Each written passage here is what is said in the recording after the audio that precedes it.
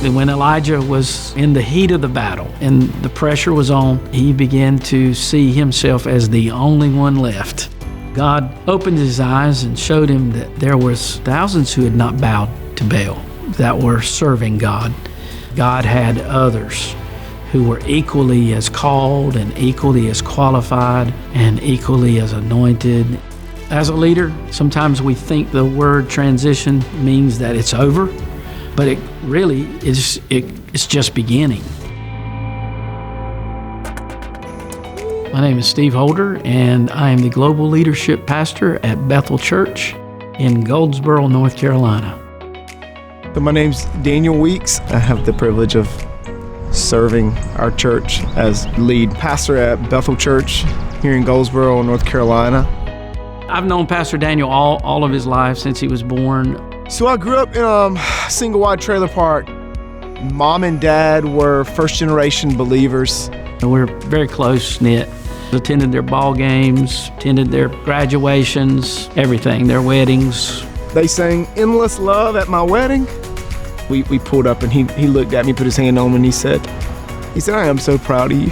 When it came time to hire a full-time youth pastor, I approached him. We began serving on the same team in leadership and staff at Bethel. He was my number one supporter.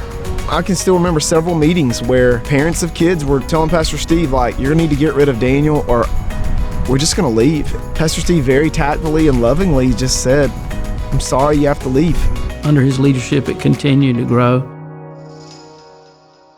It was going great. Church was growing, beautiful campus. We were in good financial shape and debt-free, ministry reaching beyond our shores and so forth. My drive was pastoring. My drive was caring for the sheep. But then God just began to shift my heart in a direction that I was not who I was during all those 25, 35 years. I began having thoughts and praying about a transition. About the time that I was feeling it, Pastor Steve was seeing it. And it was almost like this perfect symphony of, I think I want this. I think this is what the Lord wants. But I don't want to come off as an arrogant punk. And Pastor Steve was seeing it in me. I felt like the Lord was calling me to it. Pastor Steve was seeing it. And it just, in several conversations and unique moments. We announced it 3 years in advance of our actual transition date. I had a conversation with the coach and pastor and brought him in and to have a discussion, to put together a plan. Over that 3-year period, the first year, the first 12 months, I would speak 3 weeks and Pastor Daniel would speak once. The second year, we went 2 and 2. And then the third year, we reversed it. He went 3 and I went 1. When we did announcement, no one was surprised. Like the older people, they were proud that one of the sons of Bethel was the pastor.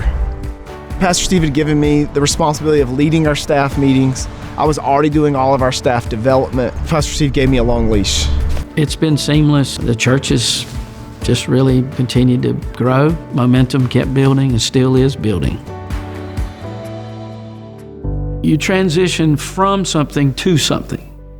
And so you get what God's transitioning you to before you do it. I know of guys who've transitioned and began doing consulting, counseling, podcasts. Some have gone into missions. Some, just continue to do their gifts that God has gifted them with, not underneath the title of lead pastor. So I believe you're actually being promoted and elevated when you move into transition. Yeah, he is still on staff, and he'll be on staff as long as he wants to be on staff. Just walking around the church has a value to us. He oversees all of our missions work, orphanage in Haiti, the churches in the Dominican Republic that we've helped start. Obviously, he's the president of the fellowship, and he loves pouring himself into other leaders. I think he's working harder now than he ever has worked. I've seen in these last 8 years, God just really shift and transition us into being able to do things we would have never been able to accomplish and do had we still been in our previous role. And so just trust God. Trust God with transitioning. Trust God with succession, because it's biblical. Well, he's the God of Abraham, Isaac, and Jacob, and Joseph. It gets passed on from generation to generation to generation. I really believe that God wants us to let go of what's in our hands so we can take a hold of what's in His hand.